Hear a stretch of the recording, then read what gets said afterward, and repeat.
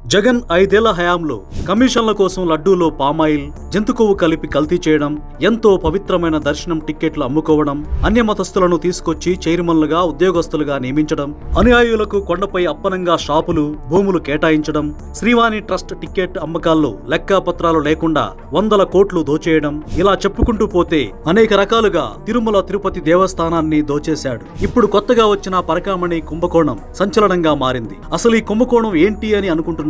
శ్రీవారికి భక్తులు కానుకగా హుండీలో డబ్బులు, విలువైన వస్తువులు సమర్పించుకుంటారు. కుప్పల కుప్పలుగా వచ్చి డబ్బులను లెక్కించేందుకు పరకామణి అనే విభాగం ఉంది. ఇక్కడ పనిచేసేవారంతా బన్నీ పంచతో డబ్బులు లెక్కించాలి. వెళ్లేటప్పుడు ఖచ్చితంగా తనిఖీ చేస్తారు. ఈ తనిఖీలు ప్రతిరోజు జరుగుతాయి. అయితే జగన్ అధికారంలోకి వచ్చిన తర్వాత అందులో పనిచేసే ఉద్యోగి రవికుమార్ అనే వ్యక్తి శ్రీవారికి సమర్పించిన డబ్బులను దొంగతనం చేసి ఇంటికి పట్టుకెళ్లేవాడు. అలా తీసుకెళ్తూ ఒకరోజు పట్టుబడ్డాడు. పట్టుబడిన మరుక్షణం అతనికి రక్షణ కల్పిస్తూ వైసీపీకి చెందిన టీటీడీ అధికారులు ఏం చేశారంటే తీసుకున్న డబ్బులు 14 కోట్లు వెనక్కిచ్చేస్తాడంటూ లోక్ అదాలత్లో రాజీ కుదుర్చుకున్నారు. ఇంత పెద్ద అంశాన్ని చాలా సింపుల్ గా క్లోజ్ చేసి మళ్లీ అతన్ని యథావిధిగా ఉద్యోగంలోకి రానిచ్చారు. అయితే ఈ విషయం తెలిసిన స్థానిక వార్తా రిపోర్టర్ హైకోర్టును ఆశ్రయించగా కేసును సిఐడికి అప్పగించింది. సిఐడి దర్యాప్తులో రవికుమార్ చేసింది 14 కోట్ల రూపాయల దోపిడీ కాదని, అది 100 కోట్ల స్థాయిలో ఉన్నట్లు తేల్చింది. ఈ విషయం నేను కాదు, స్వయంగా విచారణ చేస్తున్న సిఐడి డిఐజీ మీడియాకు వెల్లడించారు. కొన్ని సంవత్సరాల నుంచి పరకామణిలో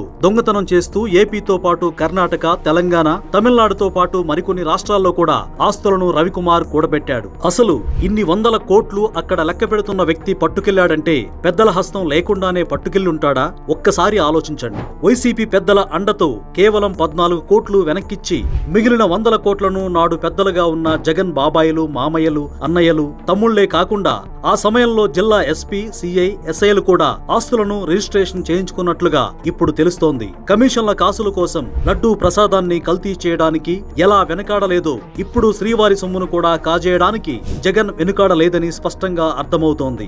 బయటపడ్డ దోపిడీలే ఇన్ని ఉంటే ఇంకా బయటపడనివి ఇంకెన్ని ఉన్నాయో అని జగన్ను అభిమానించే హిందువులే అర్థం చేసుకోవాలి.